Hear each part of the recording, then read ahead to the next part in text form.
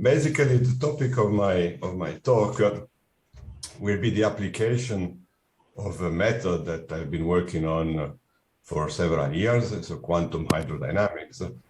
So it's a method that comes from plasma physics, but here I would like to illustrate an application of it to a problem of nanophysics, in particular, the generation of magnetization in gold nanoparticles, so in non-magnetic material, through the excitation with circularly polarized laser beams, laser pulses.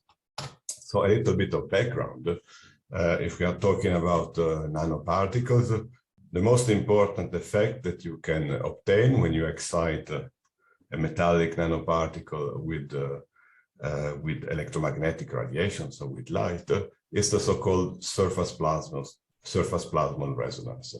Basically, you excite a spherical nanoparticle at a certain frequency, and you notice that when this frequency matches the so-called me frequency, which is basically the electron plasma frequency preceded by a factor that depends on the geometry of your object, then if you do so, you induce a large resonant response, as you can see here from this image. Basically, this surface plasmon resonance, it means that the electrons are excited by the electric field. They are driven away from their equilibrium position, but then they are called back because of the Coulomb attraction of the fixed ions, and then they start oscillating at this frequency, which is called the me frequency. So that's the basic of it. But then what we want to do here is a little bit more sophisticated, because this is known for a very long time. It is to apply to the so-called field of magnetoplasmonics, which means using this type of plasmonic resonances to enhance and tune some magnetic properties in the nano object. And so the main take-home message of my talk today will be that if you send a circularly polarized laser excitation tuned at the surface plasmon resonant frequency, then you can induce a magnetic moment generation even in nanoparticles that are made of materials that are not intrinsically magnetic. So, for example, gold, which is not ferromagnetic. So you can excite what is called the orbital magnetism, which is due not to the fact that the electrons possess a spin, but simply to the fact that the electrons, when they move around, when they oscillate, they can create magnetic fields or a certain level of magnetization. So again, the topic of the talk is how you can excite the orbital magnetism by sending circularly polarized light on a small metallic nano object, but not necessarily ferromagnetic. There have been a number of recent works on this topic, many more than the three that I'm citing here, but these are just the ones that have been more inspiring for us.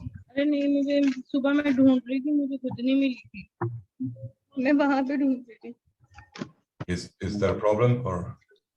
No. Request to mute yourself. Please mute all. Please mute yourself. Request to all audience. Please mute yourself. Please carry on now. So I don't know, maybe I can take questions also now, but or we can wait at the end of the talk. For me, it's really the same.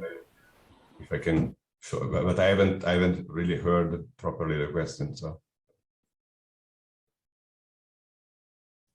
I continue here. You continue. The question was for somebody else. Okay. Sorry. Okay. So maybe it's better to shut down the microphones. So how to describe theoretically and numerically these effects? Well, there are several levels of description, from the very simple to the very complex. The simplest of it is what is called me theory, which is really very simple and straightforward. It's basically just coupling Maxwell's equation to the equations of motion with some phenomenological damping. It's very simple, but it works pretty well for the main effects, and in particular, you can reproduce correctly the surface plasmon resonance, so this me frequency. But it also lacks a lot of important ingredients. There are no quantum effects, no self-consistency, non-linear effects, for example. So it's rather crude. On the other side of the spectrum, you can have a very sophisticated ab initio description based on the so-called density functional theory or time-dependent density functional theory. And well, this is really very complete description, potentially exact description of the electron dynamics. It corrects not only the resonant frequency, but also the eventual shift.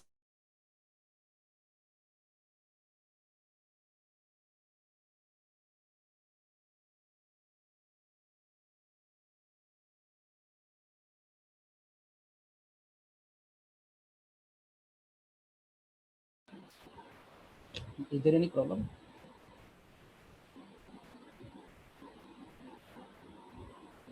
Oh, sorry. It was the sound. I don't know why the sound was. Yeah, no problem. Please carry on. Okay, I can carry on. Okay, so it's a rather complex type of description. So it's limited numerically, I mean. So it's limited to relatively small systems that contain no more than 100 atoms, but even that is quite sophisticated. So there's a need. There is a need to use some intermediate reduced methods that are sort of intermediate between the very simple me theory and the full TD-DFT simulation. And these intermediate reduced models can come from plasma physics, and in particularly quantum hydrodynamics that I will describe very shortly here. So what is quantum hydrodynamics? It's basically just, well, using hydrodynamic methods to describe a system where there are some quantum effects. In its simplest form, it's just a set of two equations, the continuity equations that you see here, and an equation of motion for the average velocity. And the equation of motion for the velocity, average velocity, contains all the relevant ingredients, which are listed here as in the form of potentials. So you have the called Hartree potential, which comes from Poisson's equation. Then you have electron exchange with two terms, one the so-called local density approximation that depends on the density, and then some gradient corrections. You have a pressure, which in our case is, we choose the simplest form of it, the equation of state of an ideal Fermi gas at zero temperature. And then you have also quantum effects contained in the Bohm potential here. And then where you sum them all and you have a total effective potential, which is just the addition of these different effects. So it's relatively simple, but it contains potentially a lot of effects on nonlinear, quantum, many body effects in the pressure, in the equation of state, and so on. So we will use this. So it's been validated several times in different contexts. I just summarize here two validations that come from our papers. So for the ground state, so we have made simulations for using both QHD and density functional theory for some sodium shells, so metallic nanostructures. And you see that actually the agreement is relatively good. That for the ground state, for excited states in the linear response regime, also here, that's the surface plasma resonance in a sodium film, and you see that QHD and the semi-classical approach, they both yield very similar results. So that's for the validation. But now let's come to the problem that is of interest for us today. What we want to do is to send an elliptically polarized laser pulse onto a gold nanoparticle. So elliptically polarized, you see it here with the phase phi. And what happens is that so I tell it just in words before proving it. This polarized light excites a surface current density in blue here that goes around the nanoparticle. And of course, when you have a current density, then you have an associated magnetic field and then a magnetization of the nanoparticle. So this, in very few words, that's how the mechanism is. Polarized light excites a current density localized at the surface of the nanoparticle, and this current density generates a magnetization, so some kind of orbital magnetism. So Y and Z are the directions of the electric field, and X is the direction of propagation of the light. And we will see from this that this from this talk that this effect is really dependent on the existence of a surface plasmon resonance. So you have a significant effect like this only if you excite not only with polarized light, but with polarized light at the resonant surface plasmon me frequency or around it. It's a resonant effect. It won't exist or not in the same amount without this type of resonance. Here is again the quantum hydrodynamic equations, but we want to make it even simpler because solving these two coupled differential equations numerically is not an easy task. So we want to do something even simpler. So one can prove that the QHT equations are actually equivalent to this Lagrangian density. Rather complicated, but then we will use it to actually simplify our description. So if you just apply the Euler-Lagrange equations to this Lagrangian density, you obtain back continuity equations, conservation of momentum equation, and Poisson equation. So they are equivalent, these two descriptions. But now let's make an approximation. We make the ansatz that the electron density is given by this formula here. It's rather complicated, but actually it means that the electron density is given by a curve like this red curve here in this graph. And this ansatz depends on several parameters that are not fixed, but they are time dependent. The first is the sigma, which is basically the width of the electron distribution at the border. At the border of the nanoparticle. That's the so-called electron spill-out effect, because you see that the electron can go beyond the ion density. Yeah? So that's called the spill-out of the electron. And then you have two other parameters that depend on time. They are these ones in red, and they are the two dipoles. The electric field of the laser excites in the transverse plane, and the transverse plane is the YZ plane, some oscillatory motion, which is given by these two dipoles. So we have three variables, the two dipoles that describe dipole modes, and the sigma, this width that describes a breeding mode, because it's a width that can oscillate like this, that can breed like that. And with this ansatz like this, it's possible actually to express the electron current density exactly. It looks like this. This is the mean velocity, and then mean electron velocity times the density gives the mean electron current. So it's once you know these three things here, then you know exactly the electron current density. And from the current density, you can also express exactly the magnetic moment. So if you can know these three quantities here as a function of time, you will have the full description of the orbital magnetic moment. Now, how to find these three quantities here, dy, dz, and sigma?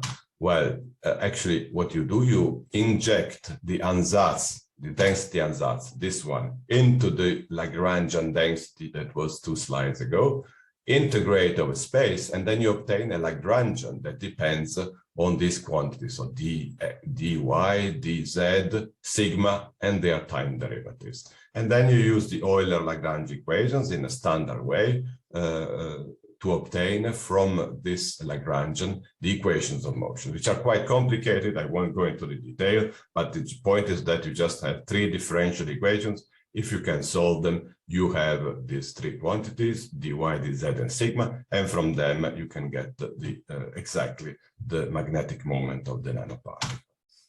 Some terms in these equations, so this Ey and Ez, it's just the elliptically polarized light that I was describing before, like this. And here in green, it's actually phenomenological damping, which contains a lot of terms, bulk, so interaction with phonons, Landau damping, radiative damping, and so on and so forth. Right. Now, results. So we solve these equations, and then we get, basically, we know everything about the system within this approximation.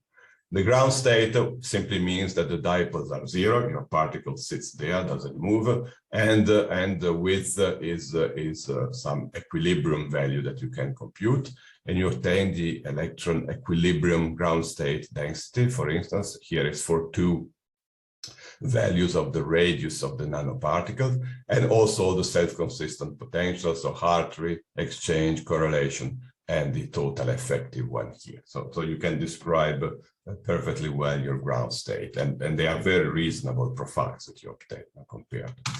And then the dynamics. So the dynamics, well, first of all, so you send this polarized light and you excite the dipole. So the dy and dz dipoles are these red and black curves here. So basically your electrons start oscillating like this in the YZ transverse plane. That we knew, that's just the Mie resonance, surface plasmon resonance. But then from this, you can compute a total magnetic moment, and that's what you obtain. You obtain that you generate a finite magnetic moment. And this finite magnetic moment actually exists only for circularly or elliptically polarized light. If the polarization is zero, so if you have linear polarization, there's no generation of the magnetic moment, and the generation is maximum when the light is circularly polarized. It's intermediate if the polarization is elliptical.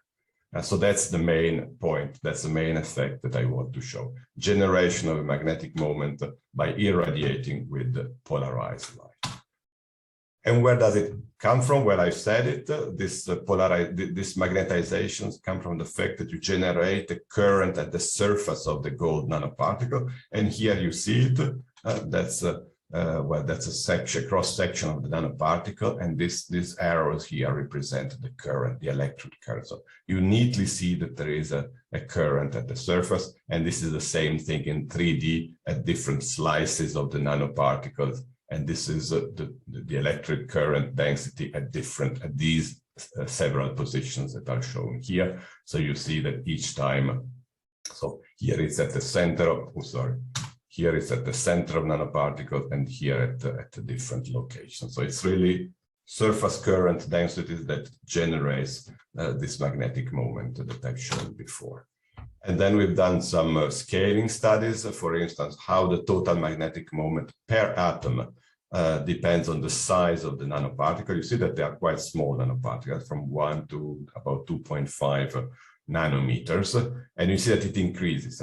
It increases not just trivially because the nanoparticle becomes bigger, because this is the magnetic moment per atom. And so we have already taken into account the fact that the volume increases with the radius. So even per atom, it goes up. And then how does it depend on the field? Well, here it's a zoom in the region of a small intensity. It's directly proportional, linearly proportional to the intensity of the laser. And this is a signature that this is actually what is called the inverse Faraday effect, which you can look up. So that's exactly like this, exciting magnetization through circularly polarized light. And it must depend quadratically on the electric field, and so linearly on the intensity of the electromagnetic radiation. And that's what you get. And then you get some saturation, because then for high intensities, it becomes nonlinear. So this linear law is not necessarily satisfied anymore. Right, then, okay, so the important point is also that we have obtained this result using very simple semi-analytical methods based on quantum hydrodynamics. One could question, yes, but that's a relatively simple theory. Is it really true? If you had done a complete ab initio simulation, would you still obtain the same result? So we did this in another paper with some colleagues by using time-dependent density functional theory simulations of a realistic object. Here it's a sodium cluster containing 561 atoms, so described really in a very realistic way. And we basically confirm what we obtained with the simple QHD theory. We've done this in two cases, or in several cases, but here I show two. One is not resonant, and the other is resonant. So it means that on the left column, you are not exciting at the Mie frequency. On the right column, the resonant one, we are exciting exactly at the Mie frequency. So the electric field is the same. The first here, and that's a laser pulse. The electric field of the laser pulse is the same. You see, same amplitude, but different frequencies, so different energy. Here it matches the resonant frequency, and here it doesn't match. And the results are dramatically different. Here you see that in the resonant case, the dipole moment is much larger than in the non-resonant case, about a factor of 10. And then the absorbed energy, the third row, is also much larger, actually a factor of 100, because the energy is quadratic. So in the resonant case, you absorb much more energy. And finally, the important thing, the magnetic moment, the generated magnetic moment is also much larger. If you compare, it's about 0.2 here and 20 here in units of the Bohr magneton. So it's 100 times larger in the resonant case than in the non-resonant case. So this confirms both that the effect exists and also that the effect is indeed a resonant effect, because you observe it in a sizable way only when you excite very near the surface plasmon frequency given by the Mie frequency. Otherwise, it's a very, very small generation of magnetic. As I had said before, this magnetization that you generate originates from surface currents at the surface of the nanoparticle. And so here, using TD-DFT, we confirm the same diagnostic. So here it's the electric current averaged over one period of the laser, again averaged over one period, and you see that indeed at around the blue line is the surface of the nanoparticle, and you see this surface current density, to be compared to what they had shown before, where you also have this current at the surface. Now, in our case, we could not see what happens inside the nanoparticle, when in the case of QHD or with the simple method.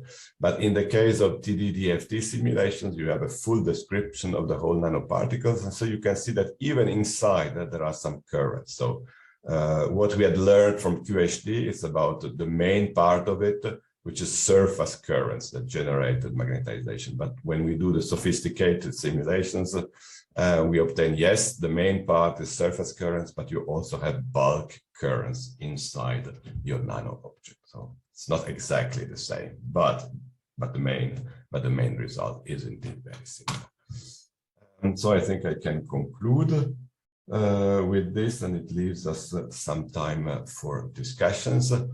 So what should be the take-home message that I would like to deliver here is that you can use quantum hydrodynamic methods to learn things about nanoplasmonics, so at the nanoscale, and also about magnetoplasmonics, so magnetic effects excited by the interaction of a laser pulse with the nanoparticle. And from the methodological point of view, the important result here is that a simple approach based on the QHD equations, and even simpler than that, because then we have made these ansatz on the density. So we haven't even solved the full QHD equations. But even so, this relatively simple approach can allow you to predict some highly non-trivial effect, like the generation of magnetic moment, thanks to circularly polarized laser pulses. And of course, once you have this hint coming from a simple model, you can try to confirm it using more sophisticated ab initio simulations, and that's what we've done later. And basically all of our results have been confirmed and sometimes complemented. I mean, if you look in the paper here, the second paper cited here, we have not only confirmed the results of QHD, but we have extended them thanks to this very sophisticated numerical codes at our disposal. From the physics point of view, the main results that I've shown is that using circularly or elliptically polarized laser pulses, you can induce some orbital magnetism even in non-magnetic materials like gold or like it was potassium in the other example that I showed. So non-ferromagnetic materials that display, thanks to the interaction with electromagnetic radiation, display some magnetic properties, kind of unusual. This mechanism is mediated by the surface plasmon resonance, so it's definitely a resonant effect, because if you excite at a different frequency than the surface plasmon resonance, then you do not see the effect, or you see it 100 times smaller, so it becomes irrelevant. And it is also, maybe I haven't shown it in detail here, but you can find this in the papers, it's enhanced by the fact that the electron density at the surface doesn't fall down abruptly like the ion density, but it has like a smooth profile with the so-called spill out. So some of the electrons go beyond the nominal radius of the nanoparticle given by the atoms, and they exceed this radius. And the fact that the surface of the nanoparticle is not just a surface, an exact mathematical surface, but it's actually a tiny shell around the nanoparticle. And the existence of this shell is precisely what allows to have electronic currents in this shell, and the electronic currents, then they generate magnetic moment, which was the effect that I wanted to show here. So here are the two papers where you can find all this stuff. The first one is about the QHT theory and small simulations, so the main idea. And the second one is about the confirmation using time-dependent density functional theory. So thank you very much for listening, and if you have questions, I'll be happy to answer. Thank you very much, Professor Manfredi. And I would like to invite the audience to have any question.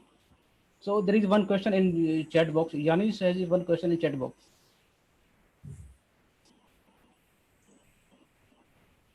Professor Manfredi, can you read that question? I see a question, yeah, but Yanis correct. Yeah, so in slide 4, how does the equation of state and the expression for VC and P depend on dimensionality? Sorry, I go back to slide 4.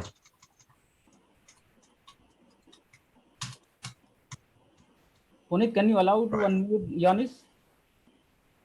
Can you unmute Yanis?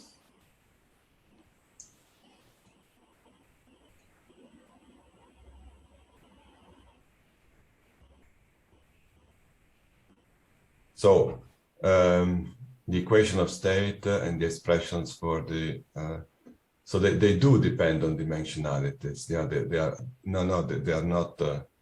So let's see for the pressure. No, for the pressure, this is an old question. Yeah, I would say this is a general expression for 3D. Yes, in 1D, the equation of state of the ideal Fermi gas, it can be different. Then it all depends if you want to reproduce the ground state, or if you want to reproduce some fast dynamics.